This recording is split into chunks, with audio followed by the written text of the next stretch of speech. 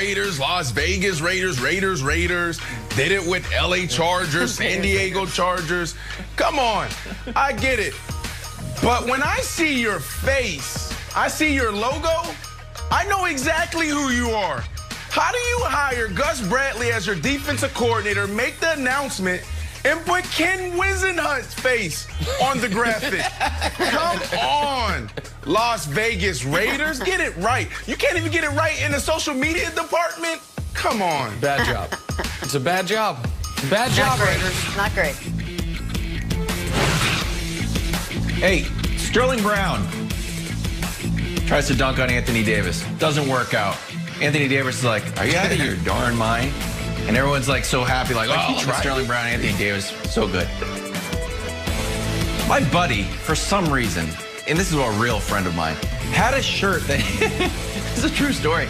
He had a shirt that would say, go hard or go home on it when he would play basketball. I was like, this is a joke shirt, you're really my friend?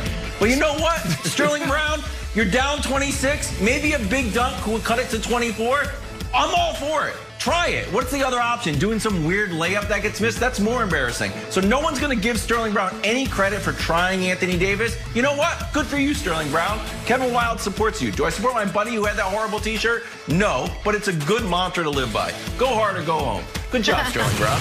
I'm supporting you. LeBron James, ultimate showman, also man of integrity. I'll explain both in a moment. So LeBron does the Steph Curry, shoots the three, turns his back to it, celebrates with his teammates because unlike the other team in LA, they actually like each other.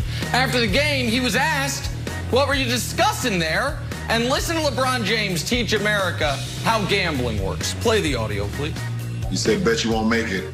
And in order to make a bet official, you either got to have a handshake or you got to look a man in the eye. So he said bet it. And I turned around, looked him in the eye, and I said, bet it.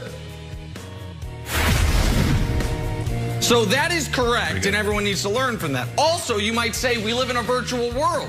So what do you do if you're betting with someone, you know, who you're not in the same room as? Like, say, on your beloved Chiefs against their hometown beloved Browns. Well, you could do what LeBron James did and prepay your future lost wager with a gorgeous personalized bottle of Lobos tequila. Thank you, Bron and Matt. Oh, you know your Browns are going to lose. Oh, you gotta be kidding me. Are going to get you.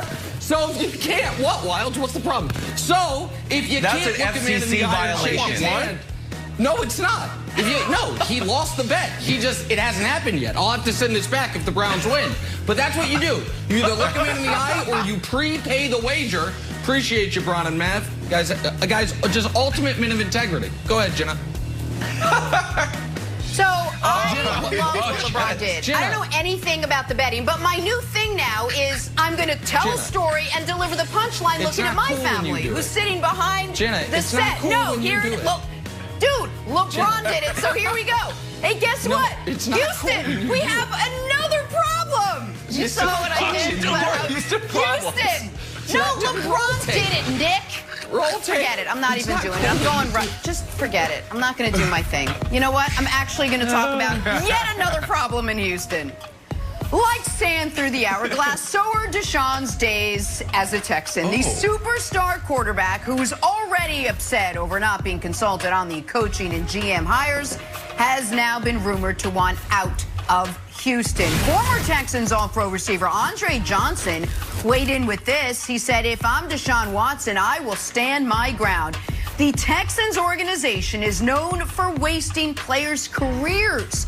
Since Jack Easterby has walked into the building, nothing good has happened. And for the organization, for some reason, someone can't seem to see what's going on. Pathetic. Former Texan DeAndre Hopkins followed that up with this. When Andre Johnson speaks, you listen. Andre posted this pic last night at the Lakers-Rockets game with Deshaun and captioned it, "Stand your ground." Listen, it's not getting better in Houston right now with the Texans. Brandon, what'd you make of Andre Johnson's comments? Yeah, a couple conversations here. When you think about Andre Johnson, you got to think about who he is and how respected he is. But I want to start on the football side. Look, if I'm Deshaun Watson, I'm looking at this organization, and I'm like, man, this is just not a great fit. You know, it just doesn't make sense how they're structured at the top. You look at the roster, you don't have a chance. You don't have any cap space. You know, I think you're in the negative. You don't have any draft capital, so you really can't bring anybody in to help you right away. You're not interviewing the guys that I like and the offenses that I think I fit in. So this is a problem. I remember being in Chicago and walking in the building around in a January, February morning, and Jay Cutler's in the building. We just meet. I'm like, what are you doing here, bro? You should be at home with the kids. He's like, I just got out of a meeting with Bruce Arians. I just got out of a meeting with Coach Trustman. Like, they brought me in here. They want the organization, the McCaskies wanted me to be a part of the process. I said, wow, that's interesting. Did you ask to be a part of it? He said, no, they actually came to me. So when you think about this, this is a big deal. There was, man, you didn't interview Bieniemy. Why don't I have a seat at the table? So from a football perspective, it's just not working there. And then there's a bigger story out there, and it's uncomfortable. A lot of people don't want to talk about it. In 2020, we were all talking about what is the new norm. Well, the new norm is we want to know where you stand with your politics. We want to know how you feel about the LGBTQ community. What's your viewpoint on race? How do you feel about equality? So what's happening in sports is players understand who you vote for. They understand where you stand, even when you don't say it. So Deshaun Watson is looking at this thing and saying, well, I don't know if I'm comfortable here. And there's other players like Dwayne Brown stepping up and saying, I wasn't comfortable there. This is a big story, and I think this is just the beginning, Nick. And Brandon, just to build off that point for a moment, what, you know, the very wise man Slim Charles once said, even if it's a lie, we fight on the lie. So even if you are within the Texans organization, you think it's totally unfair and it's a misnomer that we're not on the right side of the racial issues America's dealing with, you are not helping yourself by continuing to empower Jack Easterby, a poor man's Tony Robbins, who, according to Sports Illustrated, and I want to get this quote exactly, in one of his first times addressing the team, asked a group of majority black men, J.J. Watt, who seems to be open to the possibility of leaving. You have the second greatest player in franchise history, Andre Johnson, who never says anything, saying, that's where careers go to die. Trust me, I'd know. You have the third greatest player in franchise history, traded in DeAndre, and the fourth best player ever, seemingly wanting to be traded in Deshaun. So this is a 5-alarm fire, much like what the basketball team's dealing with. Fortunately for the Texans, Wilds, they have a problem. Deshaun is more professional right now than James Harden is. Deshaun's not going to be out of shape. Deshaun's not going to dog it. So I think it's salvageable, and I think they understand that by all of a sudden, just at the last moment, you know, in a tardy perspective, really, asking to interview Bieniemy.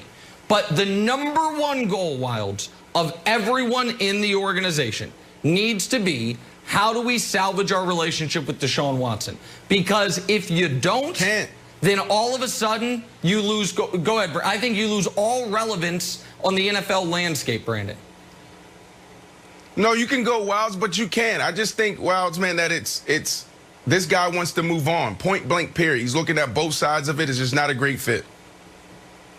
Okay, so a little context on Andre Johnson. Not only, Nick, were you right that he hasn't tweeted since 2019, he was also part of the internal committee that was recommending the GM and the coach. So the fact that Andre Johnson was ignored adds another layer to this.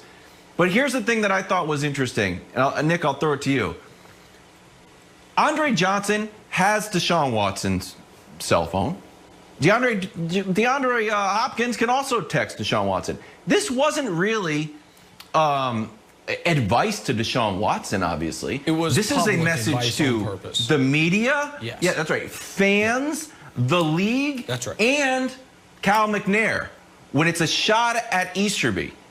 So I don't know if the ball, if everyone looks around, now the scales are starting to go way off now. It's like, uh-oh, now we've got the media, the league, other players. We're making it public. This is no longer like, hey, Deshaun, you should sit in here. That either McNair has to make a move on Easterby.